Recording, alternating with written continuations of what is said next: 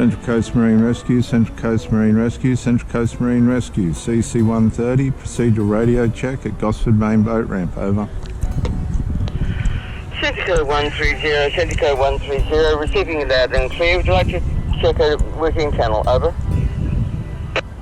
Central Coast Marine Rescue, CC-130's logged on to app, pretty happy with radio check. We'll follow app procedures and log off from there. CC-130 out. Thanks for that, 130, Central Coast out.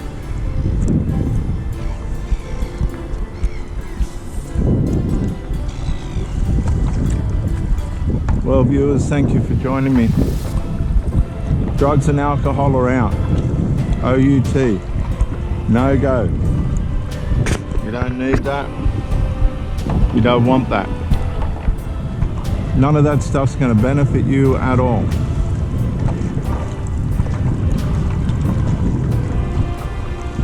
Got a little doggy on the back.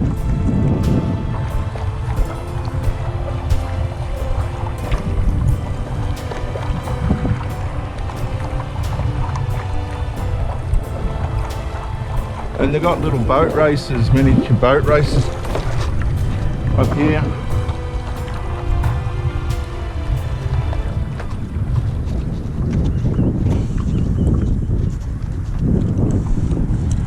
I'll show you.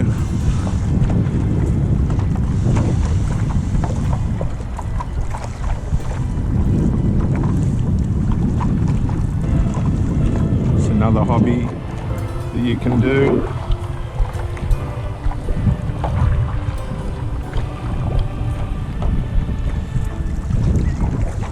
Beautiful day today, out in the sun.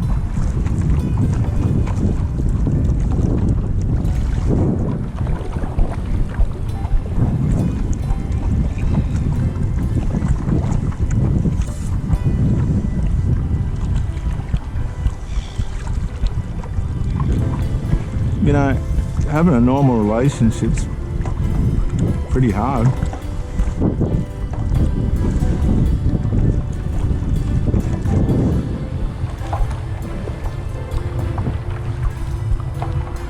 And you can see these people with their boat races.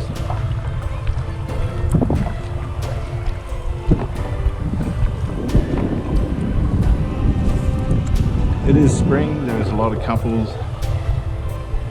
out.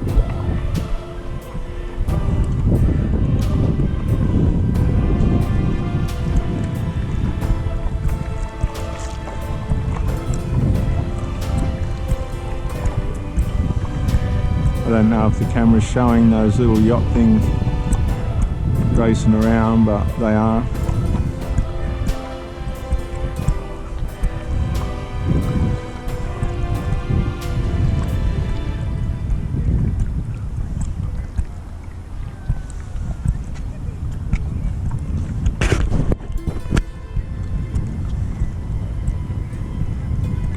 And this is some of the stuff you can do to amuse yourself with.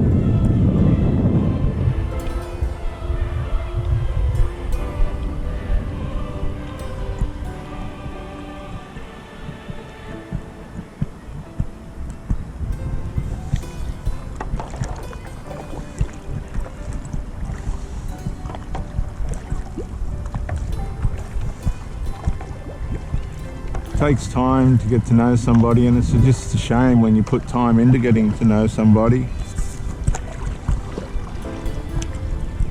and it's just not going right. When you get to my age, you just haven't got the time to risk on something that's just not going to work out. Now, you can explain the problem to the person and go through all the motions of that, but that is definitely not going to guarantee that the person that you're with is going to solve anything. I've been in two situations where now, bad ones. There was one about 15 years ago that was more of the younger kid, but these are the adult kids, where the adult kids just completely brutalized the relationship, completely. Now, the mothers can make all the excuses that they like. They can make up all the stories that they like. But that ain't going to change the reality of what actually took place. And what took place was malignant narcissistic breakdown in their adult sons due to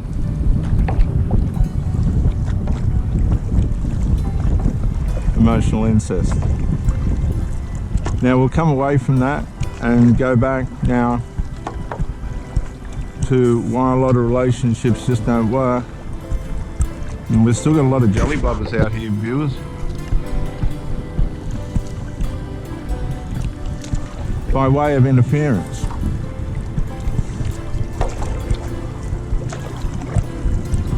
And interference plays a deep, dark role in the demise of relationships.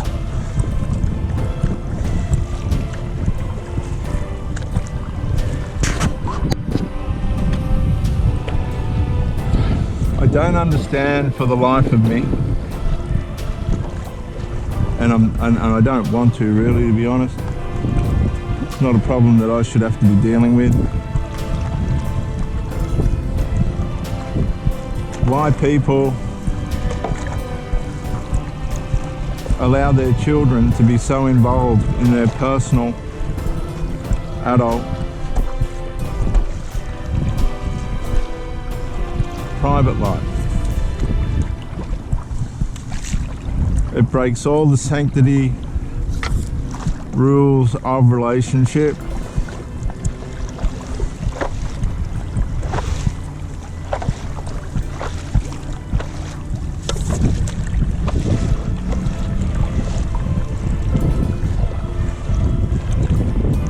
And leaves the relationship vulnerable to the infantile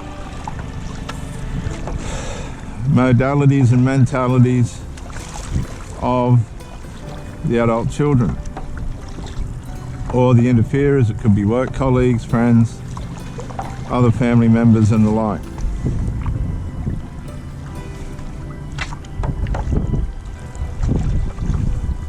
When you're in this kind of situation, you can speak to your partner, you can reason with them, ask them to support you in this, which I have done, only to be disappointed, dramatically disappointed, and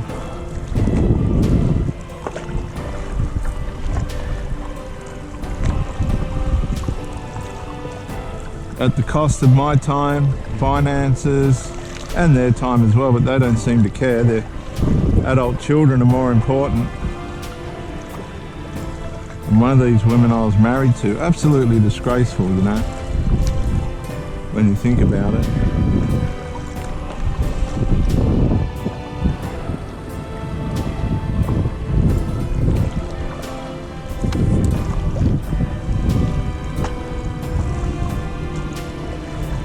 Well, this is going to cause some waves for the little dog.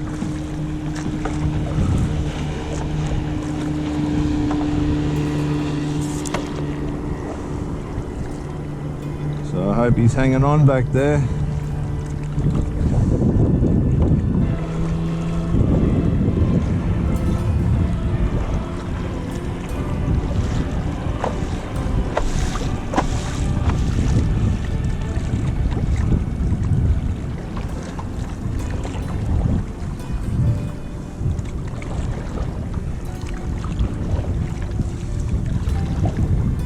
I think to make a relationship work,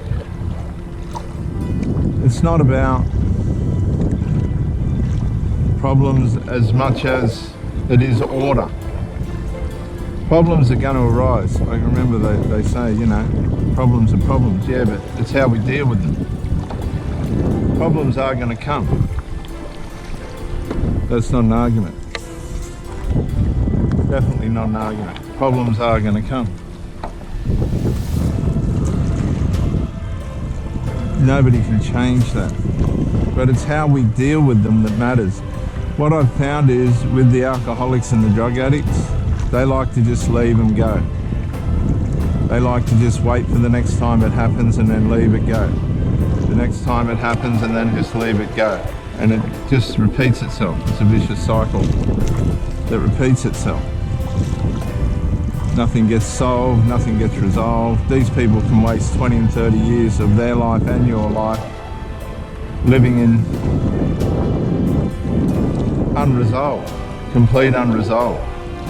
And here's another example of all the jelly blubbers that are here at the moment.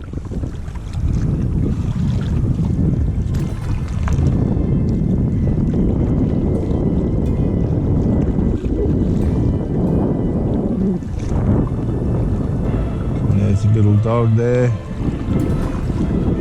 Hank. You see, it's not the problem so much as it is the way in which they're fixed. And it's like anything. If you've got a problem at work and you don't fix it, guess what's going to happen? That problem's just going to stay there and you could lose your job.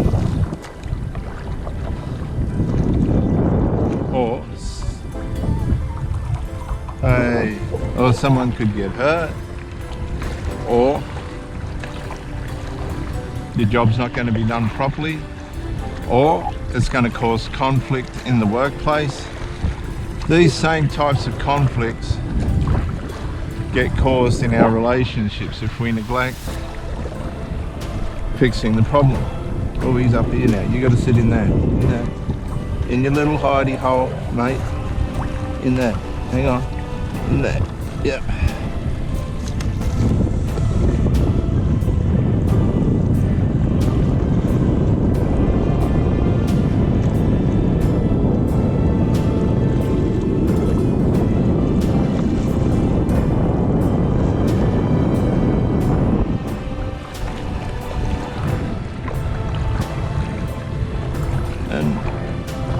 The same way problems need to be fixed is the same way promises aren't meant to be broken.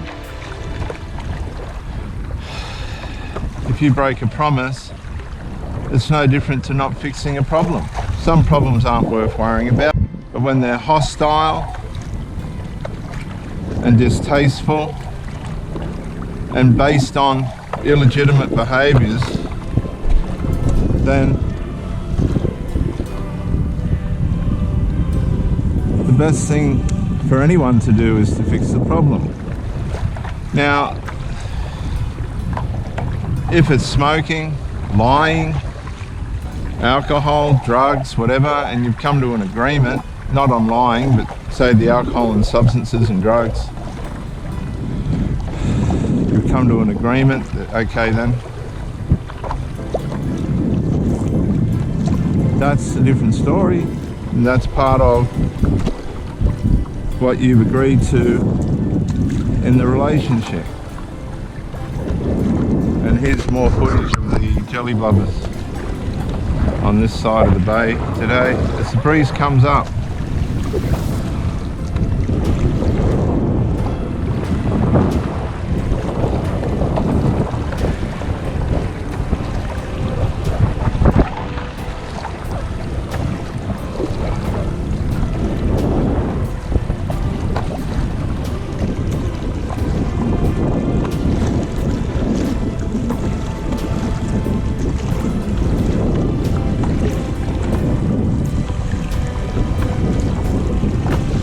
You know, I love it when you're in a relationship and everything's cooperative, everyone's working together, you're starting to see results, problems are being fixed, blessings are being had, everybody's happy.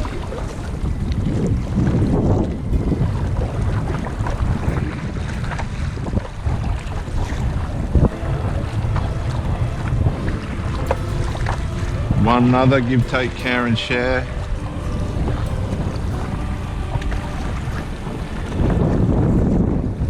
And there's peace. You sit and watch telly of a night together. You cook dinner for one another. You work in together. Without any intrusion or violation of your privacy. And the person that you're with understands these principles and enjoys them themselves. This is the sort of thing that makes a relationship worth it.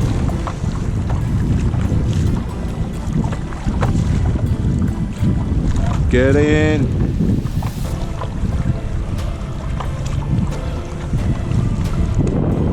He was going to jump then. And I think that's what he did last time. I don't think he fell. I think he jumped and tried to swim for shore.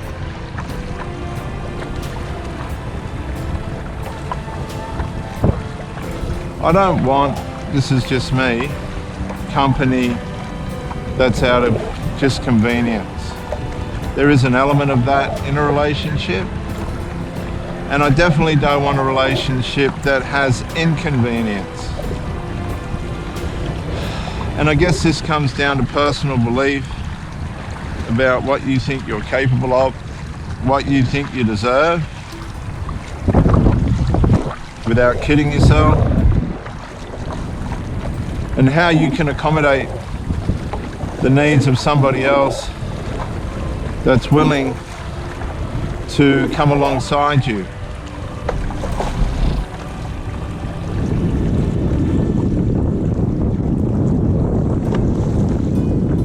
I've built fantastic relationships and just watched them crumble to bits at the hands of people that have just not been able to build any further.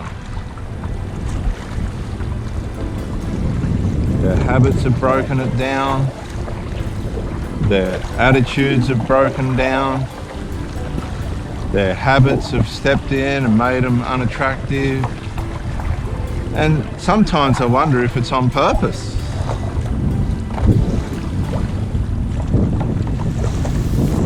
They end up back where they started. And I've got strategies for all this, and I have had for a long time, many decades.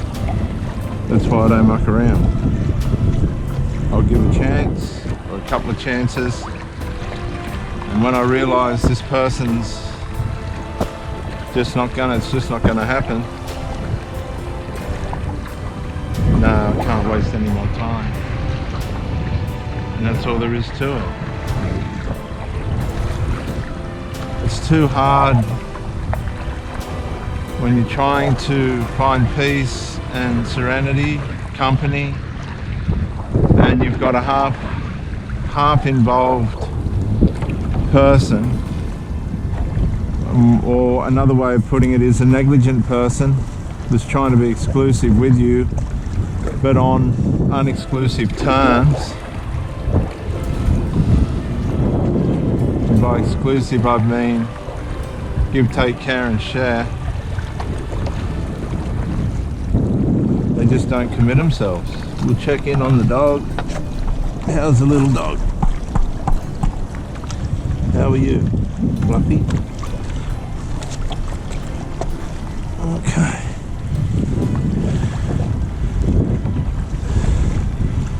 The question I'm starting to ask myself is, am I asking too much?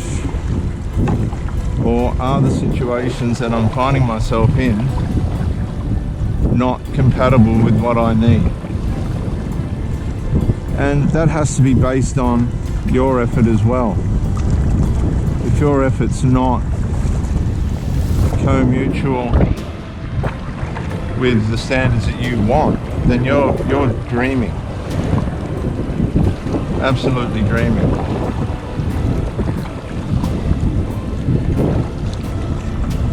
And people have a tendency to dream. That's what they do.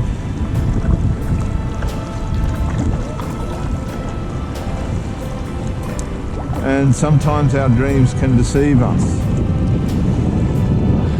They have to be realistic. Now, if you've met somebody and you've explained to them what you like and what you don't like, and they're letting things creep in that you don't like, that's just not the person you need to be with. Plain and simple.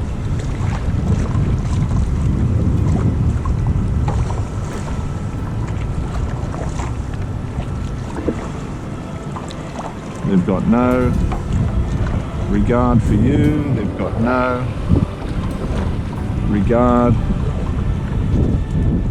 for themselves because they're going to lose the relationship.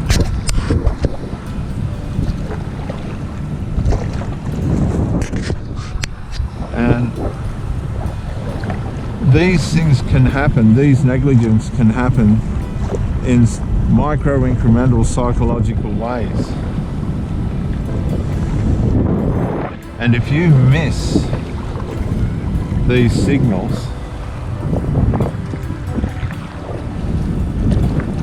right, and you're living in unhappiness due to the negligence of the person or person and their persons that you're involved with, it's on you.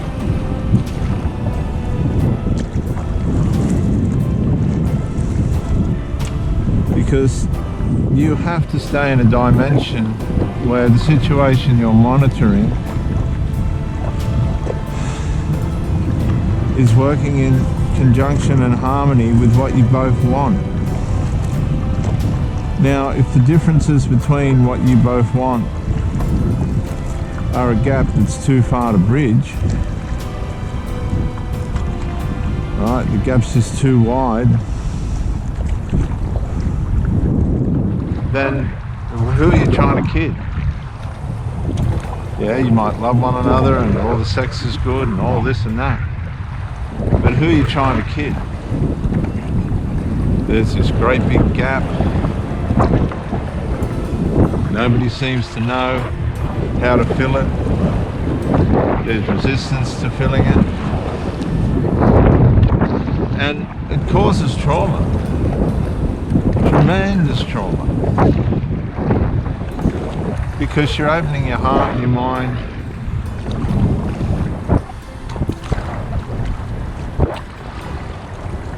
to somebody that's not reciprocal. Now, some people want you to reciprocate in a backward direction.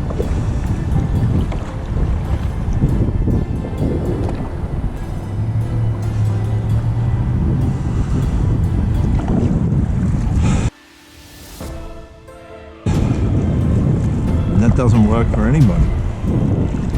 But it'll suit the person that's negligent, you understand?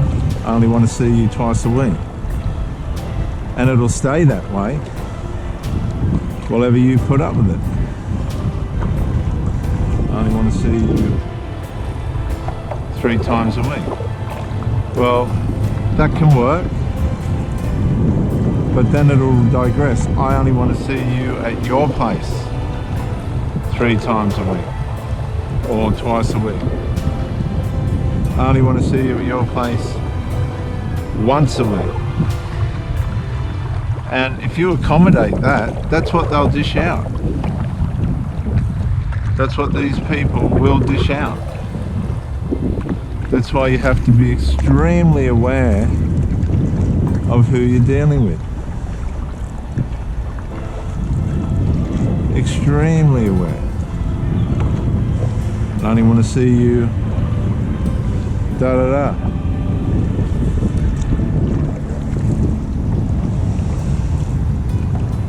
There's so many places you can date. You can walk along the waterfront, you can buy a milkshake and go for a walk, sit in the car, talk, all these things.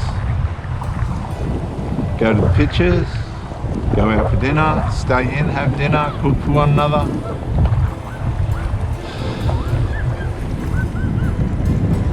But as those things drop away, no, I don't want to go out tonight.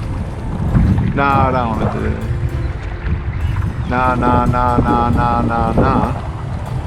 the relationship drops away as well.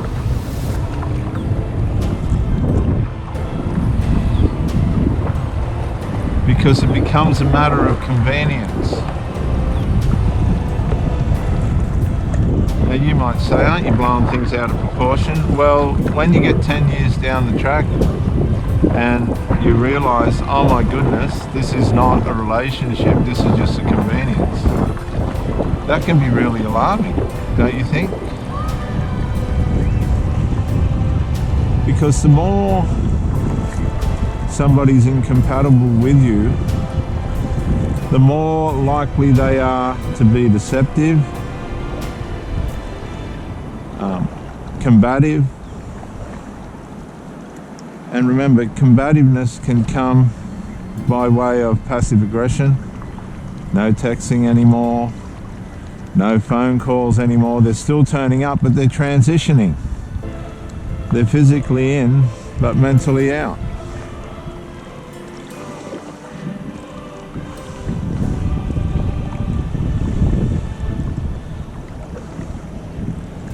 No talking about problems anymore. Well, why would you? If you can't fix the one in front of you, why would you bother worrying about it anymore? Everyone just becomes numb and zombified, in a zombie state.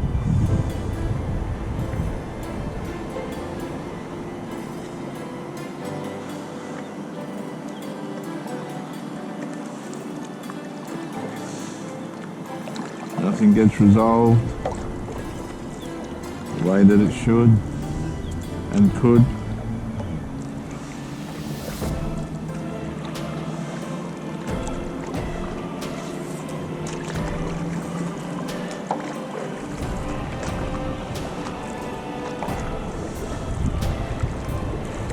Hostility starts to grow. Resentment is a big one.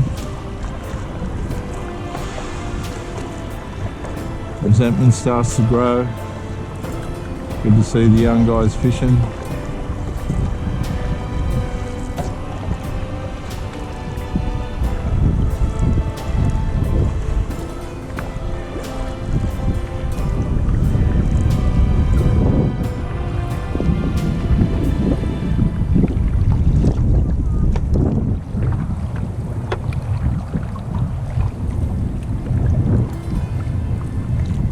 And it's not about wanting to fall out with anyone. I mean, the privacy of your relationship is paramount. But once people try to control it from the outside, that's a big call. That is a big call. You got people telling your partner what they think you are. It's all right, mate. It's all right. It's all right. The wind. He doesn't like the wind.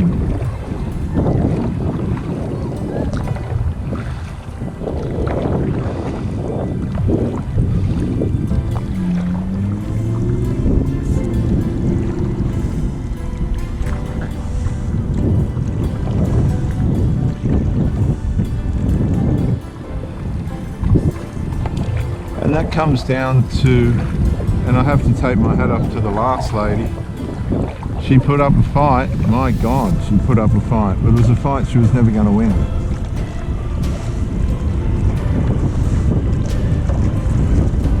It was just too enmeshed. Again, enmeshment.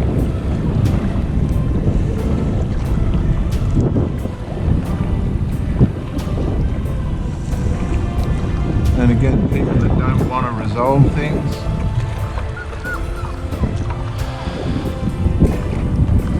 don't fix things.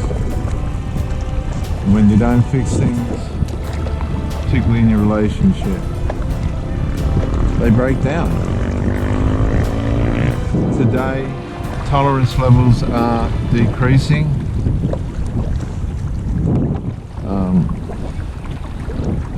Problems are increasing by way of lack of resolve.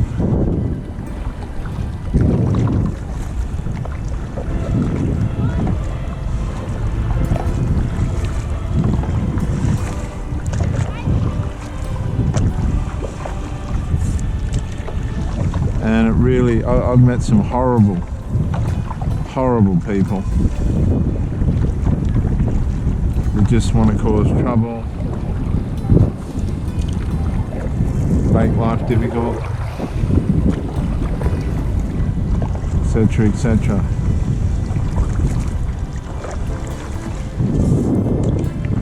And I've learned that as soon as this thing starts to happen, it's time to go. You don't belong, particularly if your partner isn't standing alongside you. That tells you that if something serious happens, that partner is not going to stand with you. They're just not. You're going to do something else.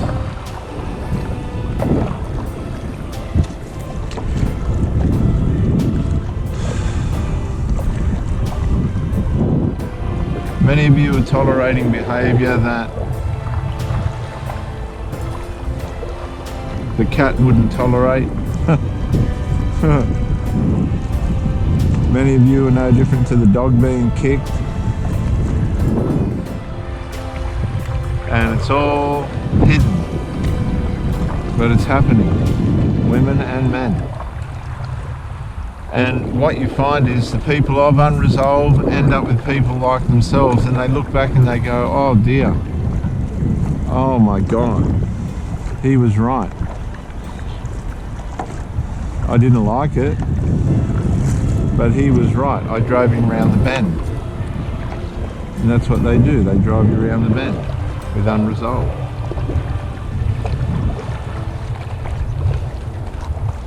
You be careful.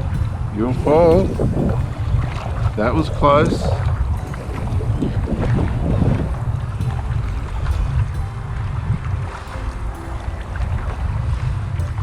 And that's not what a relationship's about. So I hope somehow I've shared something that's enlightening, that's going to help you. I know I stay around the one area, but it's real and it's true. You're not a convenience. If your power's being wasted by the person that you're with, find someone that's going to use it properly for the benefit of your relationship. You're not just a source of supply. You're a person that wants to be loved and can be loved and should be loved. Have the courage to realize that and self-worth to understand that. It's not about working in with people's dysfunctions, it's about them stepping up to the plate and making the relationship happy and healthy for everyone involved. I'm Rev Dr. J.W. Morrison, theologist. Thank you for joining me, and bye for now.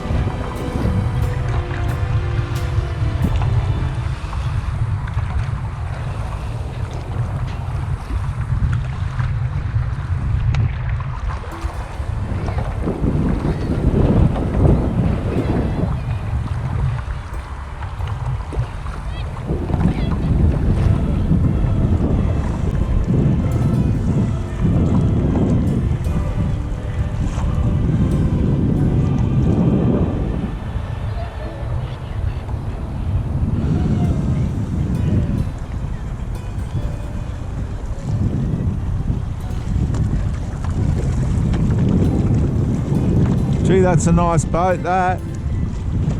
That's a beautiful boat. Nice.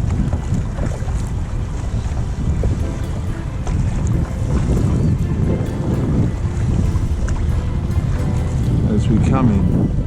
For those of you that are missing your ex,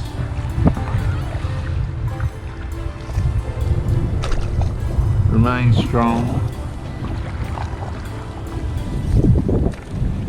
It'll work out in the end, one way or another. And just allow time to run its course.